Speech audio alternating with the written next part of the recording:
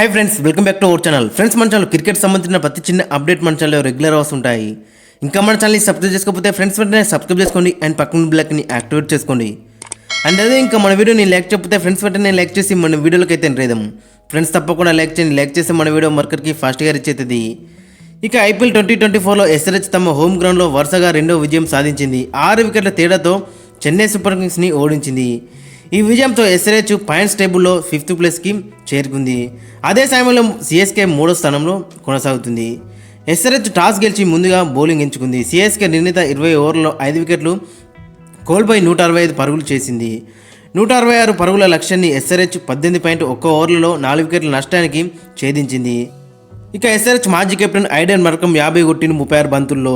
ఇక Travis head 31 కొట్టిండు 24 బాల్స్లో. అభిషేక్ శర్మ మంచి ప్లాట్ఫామ్ అయితే క్రియేట్ చేసిండు. 12 బంతుల్లో 37 కొట్టిండు. ఈ స్లో పిచ్ వేన్ అయితే మంచి ప్లాట్ఫామ్ అయితే క్రియేట్ చేసిండు. ఇక షాబాజ్ అహ్మద్ 18 కొట్టిండు అండ్ క్లాసన్ 10. నితీష్ కుమార్ రెడ్డి అక్కడ 14 కొట్టిండు 8 బాల్లలో, ఒక 4 అండ్ ఒక 6. మరి 6తో అయితే ఫినిష్ చేసిండు మనోడు అయితే అక్కడ ఇన్నింగ్స్ని అయితే. ఇక బౌలింగ్లో చూస్తే మరి అక్కడ భువనేశ్వర్ కుమార్ 4 ఓవర్లు 28 రన్లు ఇచ్చి ఒక వికెట్ అయితే తీసుకున్నాడు. నట్టు 4 ఓవర్లకు 39 ఇచ్చి ఒక వికెట్ తీసుకున్నాడు. కమ్మిన్స్ 4 ఓవర్లు 29 ఇచ్చి ఒక వికెట్ తీసుకున్నాడు. ఇక అందరు కూడా మంచి వికెట్లు దొరికినాయి. జయదేవ్ ఉన్నత్కట్ కూడా మంచి బౌలింగ్ వేసి అక్కడ వికెట్ తీసుకున్నాడు. షాబాజ్ అహ్మద్ కూడా 1 ఓవర్ వేసినా కానీ క్రూషల్ వికెట్ అయితే తీసుకున్నాడు.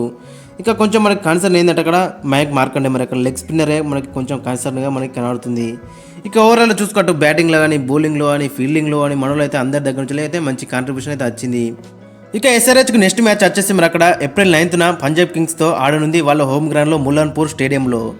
ఇక ఈ మ్యాచ్కి మన ఎస్ఆర్హెచ్ తుది జట్టు అండ్ కాంబినేషన్ ఒకసారి మనం చూసుకుంటే ఓపెనర్స్గా మరి అక్కడ హెడ్ అండ్ అభిషేక్ శర్మ బరిలో దిగుతారు.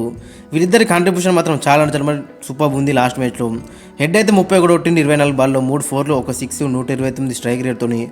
ఆడిన 3 మ్యాచ్లో కూడా మరి డబుల్ డిజిట్లోనే మనోడు కొట్టినని చెప్పుకోవచ్చు. ఎక్కడ కూడా మన అయితే డిసప్పాయింట్ చేయలేడు. లాస్ట్ మ్యాచ్లో కూడా పెద్ద షాట్ అవుట్ అయినా కానీ మంచి స్కోర్ అయితే కొట్టిండు.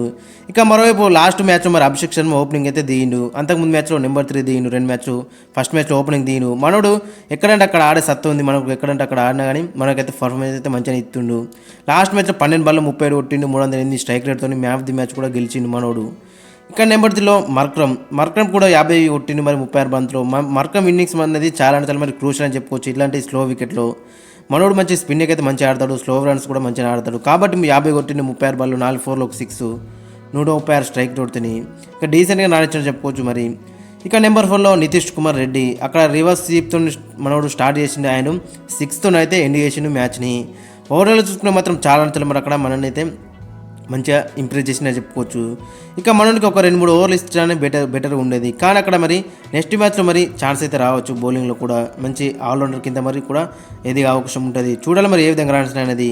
ఇక నెంబర్ 5లో ఎన్రిచ్ క్లాసన్ లాస్ట్ మ్యాచ్లో అంత పెద్ద అవకాశం అయితే రాలేదు బ్యాటింగ్లో. కానీ అంతకుముందు మ్యాచ్లో మనం చూసిన ఫస్ట్ మ్యాచ్లో కానీ సెకండ్ మ్యాచ్లో కానీ ఏ విధంగా విధ్వంసం క్రియేట్ చేసిండో. లాస్ట్ మ్యాచ్లో కూడా అక్కడ క్రీజ్లో ఉండి లాస్ట్ ఉండి అక్కడ మ్యాచ్ అంతా ఫినిష్ చేసిండు. మనకు తెలుసు క్లాసన్ గురించి ఎలాంటి నాకు ఆడతాడో. ఇక నెంబర్ 6లో అక్కడ షాబాజ్ అహ్మద్ కూడా లాస్ట్ మ్యాచ్లో మంచి క్రూషల్ వికెట్ తీసిండు అండ్ క్రూషల్ రన్స్ అయితే కొట్టిండు. మంచి ఆల్రౌండర్ కింద మరి అక్కడ మనకైతే కనిపిస్తున్నాడు. మంచి యూస్ఫుల్ ఆల్రౌండర్ కింద అయితే మనకి కనిపిస్తున్నాడు. చూడాలి మరి ఈ మ్యాచ్లో ఏ విధంగా రాణిస్తున్నాడు అనేది. ఇక నెంబర్ 7లో అబ్దుల్ సమద్ కూడా మరి ఛాన్స్ వచ్చినప్పుడల్లా మరి మనం చూసిన మరి థర్డ్ మ్యాచ్లో ఏ విధంగా ఆడిండో. కాబట్టి మరి అతను కూడా కంటిన్యూ అయ్యే అవకాశం ఉంటుంది. ఇక నెంబర్ 8లో అక్కడ ప్యాట్ కమిన్స్ కెప్టెన్. మరి బౌలింగ్లో మాత్రం చాలా మరి అక్కడ మంచి కాంట్రిబ్యూషన్ అయితే మనోడు అందిస్తున్నాడు. మంచి ఎకనామికల్ స్పిల్ అయితే ఎత్తున్నాడు ప్రతి మ్యాచ్లో కూడా. లాస్ట్ మ్యాచ్లో కూడా క్రూషల్ వికెట్ తీసిండు, మంచిగా బౌలింగ్ అయితే వేసిండు. 4 ఓవర్లకి 29 రన్లు ఇచ్చిండు. ఇక నెంబర్ 9లో మయాంక్ మార్కండే అదృష్టం ఏంటంటే మరి అక్కడ ఇతను బౌలింగ్ వచ్చినప్పుడు అక్కడ లెఫ్ట్ హ్యాండర్స్ బిగ్ హిట్టర్స్ అయితే మనకి ఎదురవుతున్నారు ఇతనికైతే. మరి చూడాలి మరి ఈ మ్యాచ్లో ఏ విధంగా బౌలింగ్ వేస్తారనేది. ఒక ఫస్ట్ మ్యాచ్లో 2-3 వికెట్లు తీసినా అని తర్వాత అన్ని మ్యాచ్లో కూడా మరి చాలా ఎక్స్పెన్సివ్గా ప్రూవ్ అవుతున్నాడు మనోడు. చూడాలి మరి ఈ మ్యాచ్లో ఏ విధంగా నడుస్తున్నాడు అనేది. ఇక నెంబర్ 10లో భువనేశ్వర్ కుమార్ కూడా మరి ఫస్ట్ మ్యాచ్ సెకండ్ మ్యాచ్ మినేస్తే తర్వాత మ్యాచ్లో మంచిగా కంబ్యాక్ చేసిన చెప్పుకోవచ్చు. ఇక నెంబర్ 11లో జయదేవ్ ఉన్నత్కు ఇన్క్లూషన్ మాత్రం చాలా బెటర్ ఉంది. 3 మ్యాచ్లో కూడా మంచిగా రాణించిండు. ఒక జీటీ పైన కొంచెం ఎక్స్పెన్సివ్ ప్రూవ్ అయినా కానీ 2 మ్యాచ్లు అయితే మంచిగా రాణించిండు. ముంబై విన్ అయ్యిండు లాస్ట్ మ్యాచ్లో.